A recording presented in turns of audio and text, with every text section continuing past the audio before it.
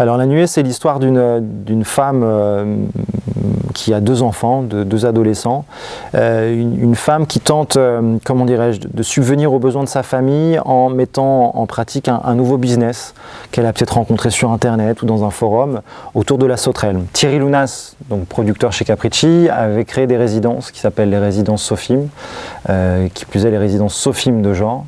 Et moi j'ai participé à la toute première résidence en tant que scénariste et réalisateur. Il a donc reçu des scénarios, il a reçu des scénaristes, et dans ces scénaristes il y avait un projet très ambitieux, très abouti qui s'appelait La Nuée. J'ai découvert le scénario issu de ces résidences Sofim de genre, long métrage, et c'est comme ça que j'ai rencontré Manuel Chiche, le coproducteur, Jérôme Genevray et Franck Victor, les 2 scénaristes de La Nuée. La volonté pour les scénaristes, pour Franck et Jérôme, elle était de parler du monde agricole. Moi, j'ai apporté une autre façon de le regarder. Ce qui m'a intéressé dans cette histoire, c'est de faire une parabole ou des parallèles entre ce monde agricole et d'autres artisans. Et j'ai souvent pensé à un boulanger à qui on demanderait de vendre sa baguette 15 ou 20 centimes et qui devrait se plonger dans une espèce d'enfer du travail et de la production pour réussir simplement à tenir la cadence et à subvenir aux besoins principaux. J'ai pris d'énormes libertés avec ce business d'insectes, ça se passe pas du tout comme ça. Et là, il fallait trouver à la fois un environnement de travail propice à raconter des histoires et à voir qu'il y a des catastrophes qui pouvaient arriver, et puis en même temps croire au travail de cette femme en la voyant déplacer des choses, en la voyant finalement optimiser, je dirais presque un système de production. Le choix de travailler avec Suliane Brahim pour le rôle principal, c'était évident pour moi. C'est une comédienne que j'avais vue au théâtre, que j'avais vue à la Comédie Française, que j'avais vue sur France 2 dans une série. Et de voir cette femme capable de faire une sorte de synthèse entre à la fois des textes classiques, des tragédies grecques, et en même temps quelque chose de beaucoup plus contemporain, et l'avoir très à l'aise sur les deux, je me suis dit que là, je devais faire cette rencontre, et surtout j'avais un rôle à proposer à quelqu'un d'extraordinaire qui n'avait pas eu encore de premier rôle au cinéma.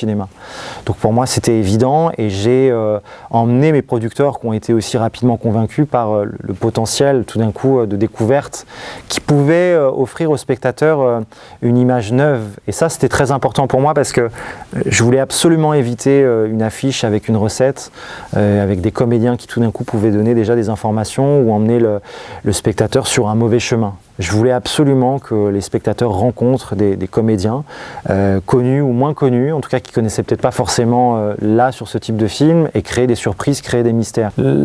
L'idée c'était quand même de parler d'une pollution, et quand je dis une pollution c'était sur sa globalité. Alors il y a le plastique qui va venir étouffer cette maison, il y a le bruit qui va venir écraser cette maison, et puis pour moi il y avait un dernier élément, c'était cette lumière.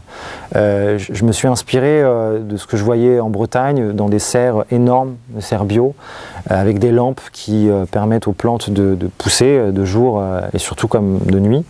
Et je voyais à travers les nuages et la brume qu'il pouvait y avoir autour de ces serres une espèce de halo de lumière complètement délirante, et je découvrais une pollution lumineuse que j'avais jamais vue jusque-là.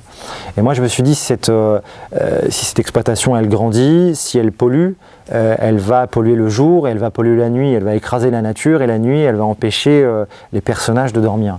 Et donc j'imaginais cette lumière qui était une lumière de croissance, parce qu'elle laisse de la lumière pour permettre aux sauterelles de continuer d'être, comment dirais-je, en capacité de production. Et moi ce qui m'intéressait c'était de voir cette lumière tout d'un coup pénétrer dans des espaces, et notamment dans cette maison, et je dirais polluer la nuit et presque empêcher les personnages de dormir. Et puis il y avait aussi l'idée d'être à la fois ancré dans la réalité, et d'avoir ce petit pas de côté qui permettait d'ancrer le fantastique et de l'ancrer sur plusieurs aspects de façon le plus naturelle possible pour permettre aux spectateurs de suivre cette histoire et d'y adhérer complètement. Et donc il fallait, je dirais presque looker entre guillemets la lumière pour avoir quelque chose de très naturel, et puis en même temps de voir l'artificiel petit à petit prendre une place de plus en plus lourde à l'intérieur de cette famille et de ce corps de ferme. Les effets spéciaux ont été travaillés de façon, je dirais, complètement différente et très complémentaire. L'idée pour moi c'était, à l'image de cinéastes que je trouve formidables, de réussir à trouver des effets de plateau assez simples et de travailler d'abord sur des textures, enfin avant de passer au tout numérique et avoir des effets beaucoup plus lourds. Donc on a cherché à être très actif sur le plateau et de proposer un maximum d'effets qu'on pouvait faire de façon très simple. Je donne un exemple, les NAS qu'on voit bouger, à l'intérieur duquel il devrait y avoir des centaines de milliers de sauterelles, en fait c'est un technicien avec un bâton. Voilà, donc il tape avec son bâton et il secoue le sac et en fonction de la façon dont il va taper, il va donner des indications d'agressivité. En réalité, c'est un geste et un bâton. Il fallait absolument qu'on y croie et qu'on adhère à ces mutations. Donc on a bossé avec des vraies sauterelles. Tous les effets de gros plans sont des sauterelles qu'on a fait avec des plans qu'on a fait avec de vraies sauterelles. Avec l'animalier, on a trouvé des trucs et astuces pour diriger un tant soit peu les sauterelles. On a réfléchi avec Antoine Molino, le superviseur VFX, qui est un mec formidable, qui a travaillé sur Avatar, sur les films de Christopher Nolan. Il a fait les Batman par exemple.